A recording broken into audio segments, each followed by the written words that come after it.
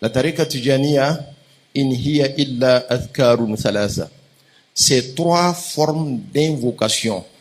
L'istighfar, la salat ala nabi et la ilaha illallah.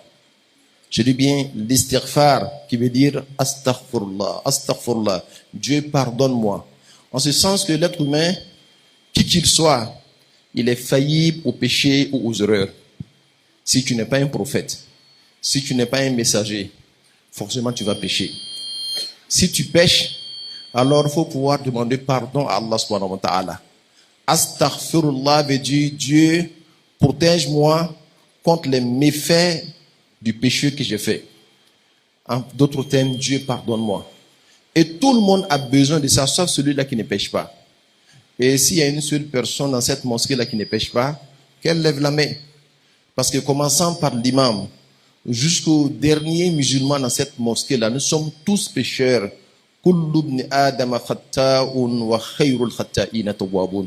Tout être humain pêche.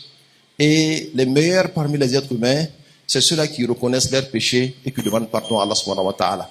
Donc, le pilier premier de la tariqa tijaniya, ça consiste à dire astaghfirullah le matin 100 fois. Tu ne recherches rien que de te faire pardonner par Allah subhanahu wa ta'ala.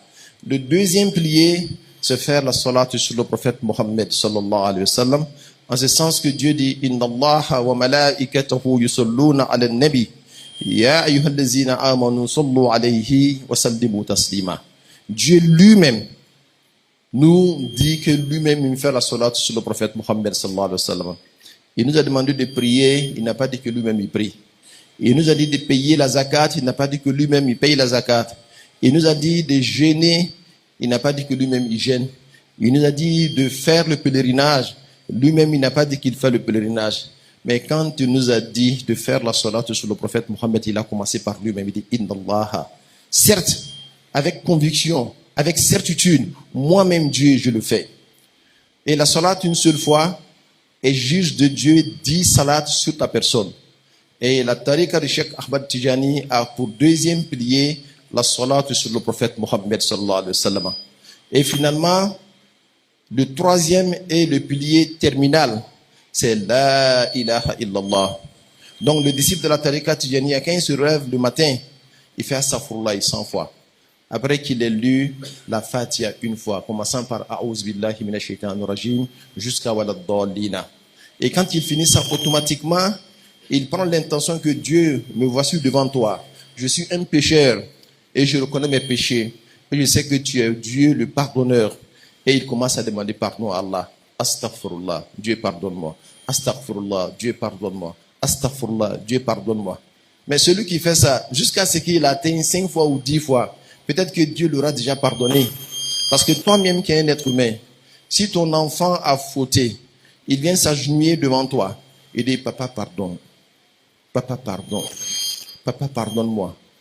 Même si tu es fâché, à la 10e fois, à la 20e fois, ton cœur va te dire quelque chose. Tu vas pouvoir pardonner cette personne-là. Alors, nous ne sommes pas les enfants de Dieu. Nous sommes la créature de Dieu, celui qui nous a créés. Et il a pétri dans notre patte le péché. Donc, lui seul est capable de pardonner. فَقُلْتُ اسْتَغْفِرُوا رَبَّكُمْ إِنَّهُ كَانَ غَفَّارًا يُرْسِلُ السَّمَاءَ عَلَيْكُمْ مِدْرَارًا وَيُمْدِدْكُمْ بِأَمْوَالٍ وَبَنِينَ. C'est Dieu qui nous a dit que j'ai dit au prophète Noé de demander pardon auprès d'Allah. Il a dit ça à ses condisciples, à tous ceux qui étaient avec lui. Alors, parce que Dieu, il est pardonneur de nature. Il s'appelle Al-Ghafuru, il s'appelle Al-Ghafaru, il s'appelle Ghafiru Zambi wa Qabili Tawbi. Alors, toute personne qui reconnaît son péché et qui s'arrête devant lui en lui demandant pardon avec soumission, Dieu le pardonne, quel que soit son péché. Ça, c'est le deuxième pilier de la tariqa tijaniya. Je ne vois pas en quoi cela peut être mauvais. Le troisième pilier, c'est la ilaha illallah. Quand il finit de faire l'istighfar, il fait la salat 100 fois et il va faire maintenant la ilaha illallah. La ilaha illallah. Il n'y a de divinité qu'Allah subhanahu wa ta'ala. Vous savez, ça fait 3 choses. Ça fait partie des 3 dimensions de l'être humain.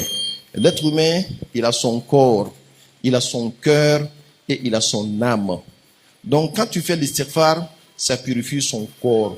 Quand tu fais la salat sur le prophète Mohammed sallallahu alayhi wa sallam, ça purifie son cœur.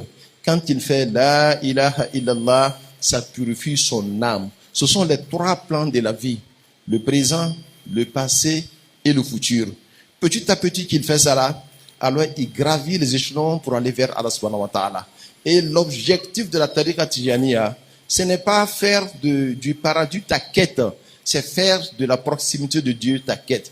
Tu ne recherches que Dieu. Tu veux l'amitié avec Allah subhanahu wa ta'ala.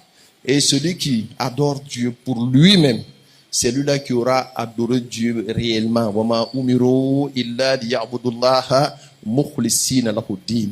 Dieu nous dit dans le Coran qu'il nous a ordonné, et il ne nous a ordonné que de l'adorer avec sincérité. Quand tu l'adores avec sincérité, ça veut dire que c'est lui-même que tu veux dans ton adoration. Le paradis est bon, mais le paradis est une créature comme toi. Tu n'adores pas le créateur pour la créature, même si cette créature s'appelle paradis. Tu n'adores pas le créateur par peur d'une créature, même si elle s'appelle Jahannam. Tu adores Dieu pour lui-même. Cette grande valeur-là, qui ressort de la maturité du croyant, là, la tariqa Tijaniya te forge à être un être mature dans la voie de l'adoration.